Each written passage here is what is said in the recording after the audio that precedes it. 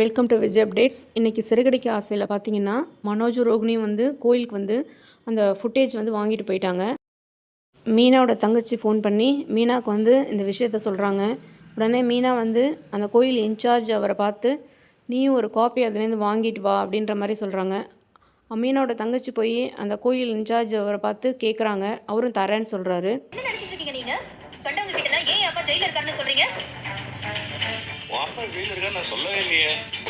முத்துவுக்கும் மீனாவுக்கும் ரோகிணி மேலே வந்து சந்தேகம் வருது. இவங்க உண்மையிலே மலேசியா போய் விசாரிக்கிறதுக்கு போகிறாங்க. பார்வதியும் வந்து எனக்கு வந்து கல்யாணத்துக்கு முன்னாடி தெரியாது. அடுத்து வித்யாக்கிட்ட போய் ரோகிணியை பற்றி விசாரிக்கிறாங்க.